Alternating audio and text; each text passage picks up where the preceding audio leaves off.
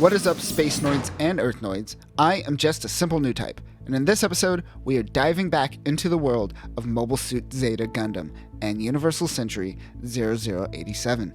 Last time, we saw Camille exhibit a lot of his Newtype powers as he was able to sense where Rekawa was on Jaburo. Also, EFF completely abandons Jaburo and decides to blow it up. In this episode, we will see the return of the creator of the Titans, Admiral Hyman. We will also see Amuro Ray return to the battlefield. So let's get into this. Yamatoff Hyman decides to visit Gryps after the invasion of Jaburo by the Ayug. This man is the creator of the Titans after Operation Stardust destroyed North America. He used this opportunity to create a police state for himself. He clearly wants power and control. We first seen this when Hyman and Admiral Colony ousted Admiral Cohen in UC 0083. Gryps is now divided into two colonies and was moved closer to Luna 2. The asteroid base is located at Lagrange Point 3 and was EFF's main space holdout during the 1-year war. On Earth, Amuro is flying the Edgeley Optica. The Edgeley EA-7 Optica is a real-life British aircraft designed in 1979, the year OG Gundam was released. The fuselage resembles a helicopter more so than an airplane, and it has a panoramic view as this craft is designed for observation. He lands in his estate in Cheyenne, Wyoming, I assume, and is met with Fraw Kobayashi, formerly Frau Bo. Frau is a member of the White Base crew. She definitely at one point had feelings for Amuro, but Amuro's mind was so wrapped up in war that he ignored Frau Bo. After Hayato Kobayashi was badly injured on White Base, Frau took care of him. They seem to have developed a bond since then and are now married. She is with Kika, Kotz, and Letz. If these names sound familiar, it is because they are the 3 children that were on board White Base during the 1-year war. All their parents died, including Frau Bo's, during the attack on Side 7. So after the war, Frau and Hayato adopted them. Imagine being a 24-year-old father to a 15-year-old kid.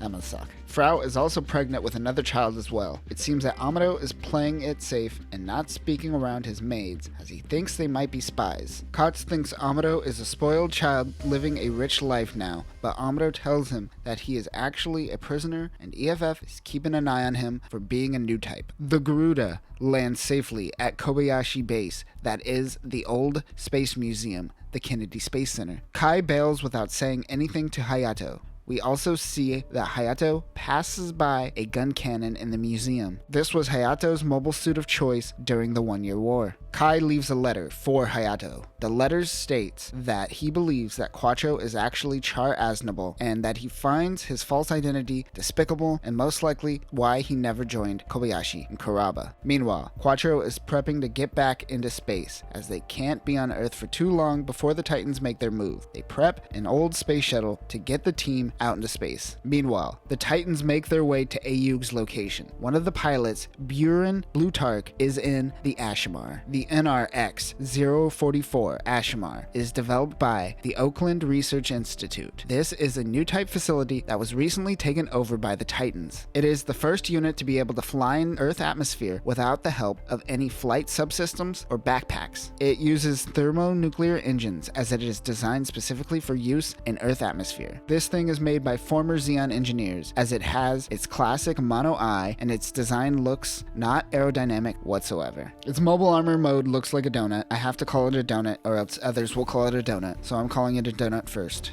At Karaba Base, Hayato just straight up shows the letter to Quattro. He denies that he is Char Aznable and that he isn't that important. Hayato tells Quattro, if you really are Char, then you should be using your talents to lead the world. He still insists that he is not Char, and Camille decides to punch him because he thinks Quattro is lying. While bickering, the alarm goes off. The Titans have made their way to Karaba. The shuttle preps for launch. Thank you for flying Opoly Airlines. Fasten your seatbelts and hold on. The Hyzaks accompanying the Ashmar are riding base jabbers. Like mentioned earlier, the Ashmar can only fly in Earth atmosphere. For the rest, they must use sub-flight systems, like the base jabber. This is similar to the Dodai that we saw earlier in the 1-year war, and we'll see later. Camille in the Mark II goes in to attack the Hyzaks. Quattro in the Hyakushiki fights the Ashimar. The Ashimar is able to get a direct hit on the Rick Diaz, destroying it and killing Roberto.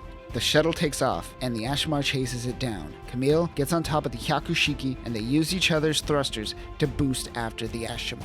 He is able to get a shot at the cockpit. The Ashmar retreats for now. Both mobile suits jumped really high, but now they have to come back to Earth. Luckily, Hayato and the Garuda comes in and picks them up before they fall. The AU team is successful at getting back into space and the Argama. Meanwhile, in space, Axis Xeon makes some moves that might overstep the Granada Treaty. However, EFF is so up their own ass that they simply ignore them for now. On an EFF base, a pilot named Rosamia Bottom launches in the Gap Plant. The NRX-044 Gap Plant is a prototype transformable mobile armor that was developed by Augusta and Oakland Research Institutes, which is now in the hands of Titan Control. Why make mobile suits when you could just occupy a base that makes them? This is one of the fastest and most agile mobile armors that have been created thus far. Because of this, barely any normal humans are able to pilot this unit and must be used by a cyber Newtype. More on that later. This thing is also a fuel guzzler and not efficient whatsoever. Its specialty is the movable shield binder, which allows the mobile armor to fire thrust in any direction regardless of which way the nose is facing. Quattro tells Camille to prep the Mark II, but Camille is still shaken up by the death of Roberto.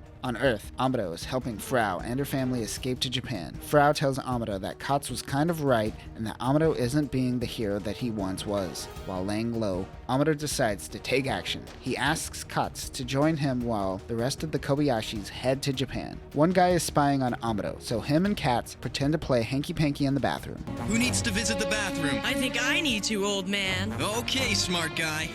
They break out of the bathroom and onto the runway to steal a freighter. The man spying on Amuro realizes that he has been duped. They try to go meet up with the AUG.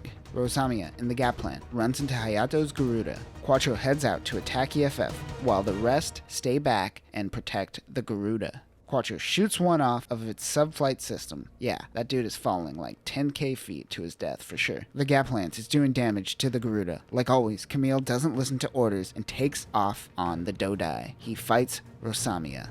Rosamia is getting the upper hand, but the Hyakushiki comes in and helps. Rosamia is running out of energy and decides to ignore them and head to her destination. On the Garuda, Hayato wants to hit Camille for not following orders, but he apologizes, which is a first. Quattro and Camille were able to sense something about the pilot, but it isn't the same feeling that one gets from a Newtype. At Biron's ship, Rosamia and Biron meet for the first time. He wonders why Rosamia doesn't need oxygen at this high of an altitude. She tells him that her lungs have been enhanced. Biron wonders if she is a cyber Newtype. Biron launches in the Ashmar and attacks the Garuda. Camille and Quattro start defending the ship. Camille uses what looks like a shrapnel bazooka, but I don't know. I didn't think the Mark II ever used this. Can someone confirm? Kotz and Amuro comes in to help. Amuro tells Katz to eject using the Homo Avis. This is a tiny winged glider with thrusters attached. It's named after a mythical human-bird hybrid. Amuro rams the freighter right into the Ashimar.